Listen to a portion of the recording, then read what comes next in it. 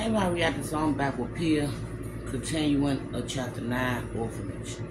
She lay that way for what felt like forever, until she could finally breathe again without gagging. Then she pushed herself into a sitting position and leaned against the wall, her legs like water, her arms like ice. She needed to compose herself so she could figure out what to do next. She needed to find out what happened to Ollie and Max.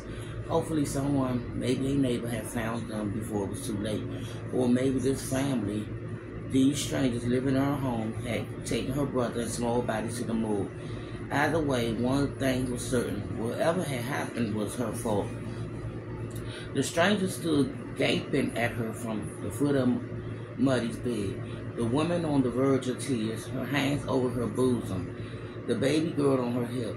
The little boy leaned against his father's legs and stared at Pia out of the corner of his eyes, his face front with fear. The man looked helpless and confused. Pia made a rocking motion with her arms again, her chin trembling. She pointed at herself, then at the cubby, a question on her face. Excuse me, She made the rocking motion again, pointed at the family, and held up her palms. The man shook his head, then, finally understanding, transformed the woman. She handed the baby to the man and disappeared to the other room. Pia got up and followed her on wobbly legs. The man and boy stepped back, giving her a wide berth. At the kitchen table, the woman riffled through the thin pages of what looked like a Bible. When she found out what was she looking for, she started at first to see Pia behind her. Smiling worriedly, she handed her a piece of folded paper. Pia took it with trembling fingers and opened it, and scribbled cursive it read, "May God forgive you for what you've done." Pia dropped the note. The room spun, and she swayed and started to crumble. The woman took her by the elbow and backed her towards a chair. Reaching blindly for the seat, Pia lowered herself into it. She leaned forward and put her hand in her hands, struggling to make sense of it all. Someone had found Ollie and Max, but who and when, before it was too late, or after. One thing was certain, it wasn't the strangers who had taken over her family's apartment. It was someone who spoke English. The woman cleared her throat, and Pia took her hands away from her face. The woman picked up the note, pointed at the bedroom, and the note over and over again. Pia nodded. "You found it in the cubby," she said. "Yes, I know." The woman smiled and tried to say more, use the small words and gesturing, but Pia still didn't understand. Pia made a writing motion, then lifted her hands, palms up, and shrugged. "But who wrote it?" The woman frowned and shook her head. Pia had no idea if she understood. She stood and headed towards the front door, one hand on the wall to keep from collapsing. The woman followed, shaking the note and saying something incomprehensible. Pia stopped and looked around at what used to be her home. It all seemed like a bad dream. Her home was gone, her family was gone, and she had no idea how to find Ollie and Max, or if they were even alive. She didn't know where to go, or what would she do when she walked out the door. But one way or another, she had to find out what happened to her brothers. Then she had an idea. She pointed at the note in the woman's hand and made a writing motion. The woman furrowed her brows. Again, Pia pointed at herself and made the writing motion again. The woman smiled, held up a finger, went to the shelves beside the stove, and rummaged around behind a nutmeg-colored creamer and matching sugar bowls. When she found out what she was looking for, she went back to Pia and handed her a stubby pencil. Pia took it and wrote on the back of the note, "Dear Vader, I'm sorry to tell you this, but Muddy passed away from the flu. I tried to take care of Ollie and Max, but I got sick too. I'm looking for them now. Please wait for me. I'll be back, I promise. Love, Pia."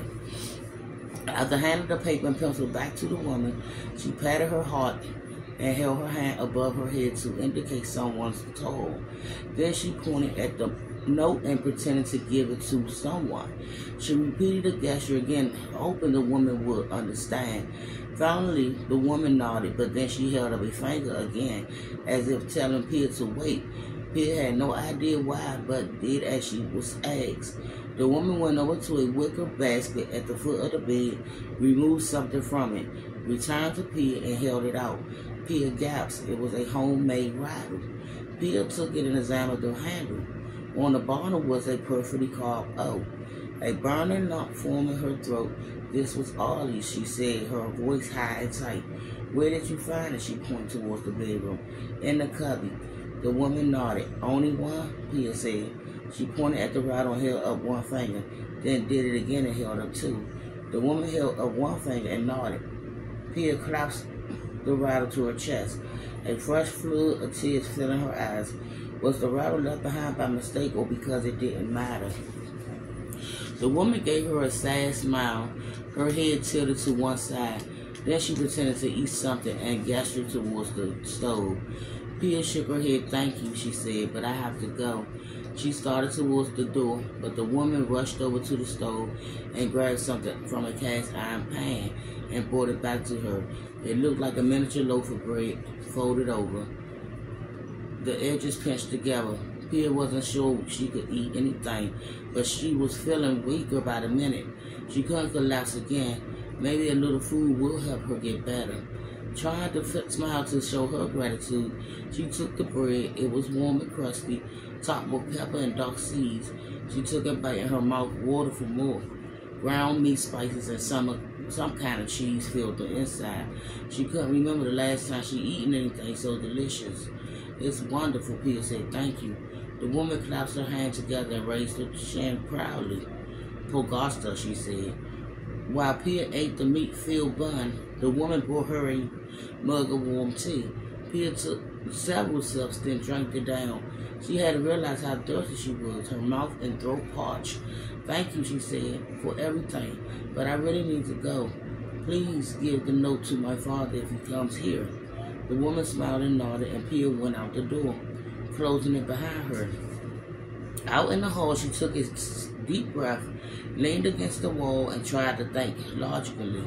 First, she had checked with the neighbors to see if anyone had found Ollie and Max, or if they knew what happened. She had stopped at every apartment and every building on Shunk Alley if she had to, until she found out the truth, if she could get people to talk to her. With the rattle clenched in her fence, she went to the neighbor's door, knocked and waited, chewing on her lips. When no one answered, she knocked again and harder this time. Mrs. Anderson, she shouted, it's me, Pia Lange. Please answer, I need help. Tilting her head towards the door, she listened for movements and voices. No sound came from the other side. Maybe Mrs. Anderson and her daughters and cousins were dead too. Maybe some other family had already taken over their apartment. She raised her hand to knock again when she heard footsteps running up the steps. Crying it was someone she knew, old Vader, returning home at long last. She ran to the stairway and looked over the railing. Then she gasped and stepped back, a cold twisted of panic tightening her chest. It was Mrs. O'Malley and the driver. And I'll be back with chapter 10 up here. Y'all have a great day. Bye, my reactors. Ooh.